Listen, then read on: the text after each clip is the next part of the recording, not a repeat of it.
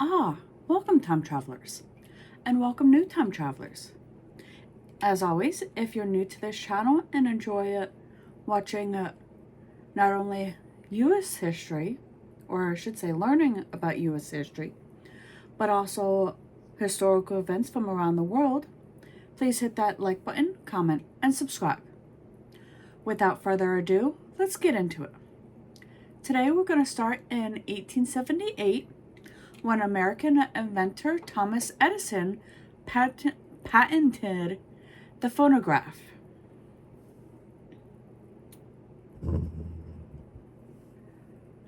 1881 is when Kansas became the first U.S. state to include the prohibition of alcoholic beverages in its state's constitution. Moving on to 1942, when U.S. President Franklin D. Roosevelt signed the executive order allowing the instrument of Japanese American during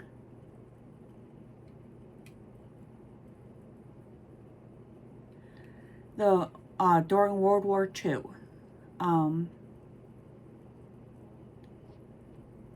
Internment, I'm sorry.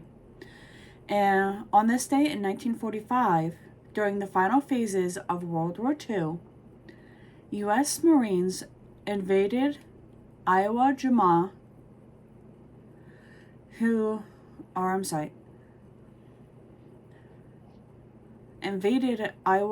so as to risk control of the strategically important island from the Japanese, who put up fierce resistance in the ensuing battle. Moving on to 1963, when American author and activist Betty Friedan published The Feminine Mystique, a landmark work that was catalyst for the second wave feminist movement. On this day in 1964, Kathaya Sumorinkali of Thailand was named to succeed Pot Sakhams, also of Thailand, as Secretary General of SEATO. 2007 is when JetBlue Airways announced that it will pay financial penalties to customers who were stranded because of a mistake made by the airlines. The previous weekend's bad weather, compounded by bad decisions, had left hundreds of passengers stuck up for up to 8 hours on planes on the tarmac in New York City's JFK's International Airport, and led to the cancellation of hundreds of flights. Now, let's move on to the following year, in 2008, when Fidel Castro formally resigned as president of Cuba. He was succeeded by his brother, Raul. In 2009, a new constitution was ceremonially adopted in the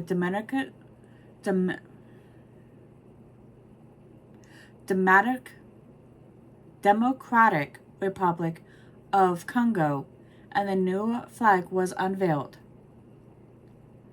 2013 is when, in a speech before the legislature, Irish Prime Minister Eden Kenny formally apologized for his country's having allowed the emotional, physical, and sexual abuses that took place in the Magdal laundries in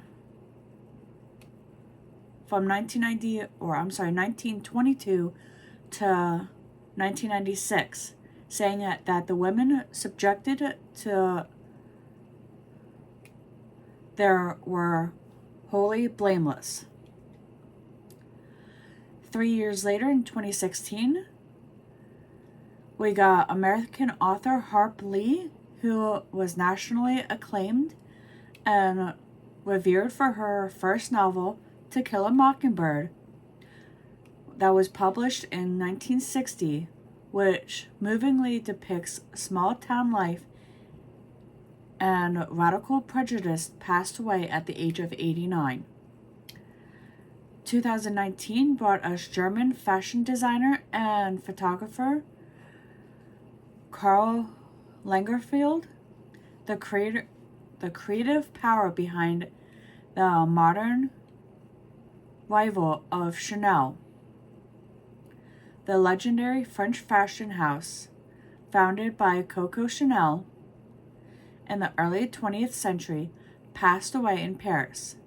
And with this, we return to 2024 and our current history. Let's see what this year has in store for us. Until next time.